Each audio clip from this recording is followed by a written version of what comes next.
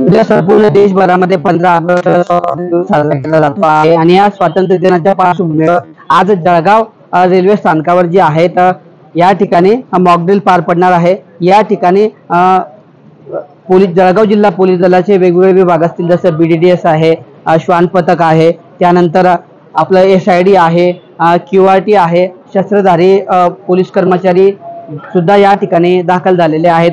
आणि जळगाव जिल्हा पोलीस दलाचे कर्मचारी असतील किंवा रेल्वे पोलीस दलाचे जे कर्मचारी आहेत त्या अधिकारी या ठिकाणी मोठ्या संख्येने दाखल झालेले आहेत।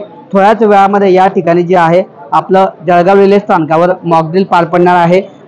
स्वातंत्र्य दिनाच्या पार्श्वभूमीवर कुठलाही अनुचित प्रकार हा घडू नये त्यासाठीच मॉकड्रिल हे दरवर्षी पार पडत असतं आणि यंदा सुद्धा हे मॉकड्रिल या ठिकाणी पार पडत आहे। आपण दृश्यांमध्ये बघितलं तर या ठिकाणी शस्त्रधारी जे कर्मचारी आहेत हे सुद्धा या ठिकाणी दाखल झालेले आहेत। त्यांचा सुद्धा या मॉकड्रिल मध्ये जे असेल संचलनामध्ये जे आहे सहभाग पाहायला मिळतो आहे।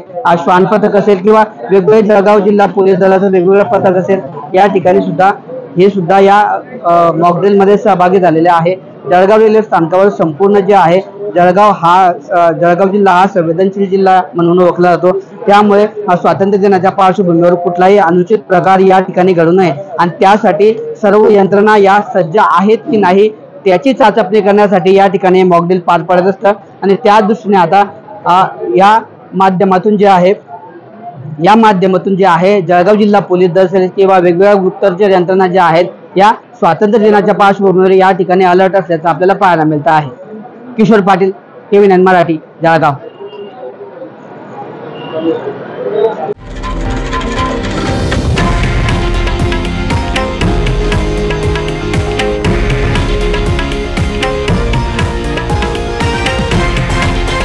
हे आहे देशातील नंबर 1 न्यूज नेटवर्क आणि आपण पाहत आहात TV9 मराठी, एकमेव।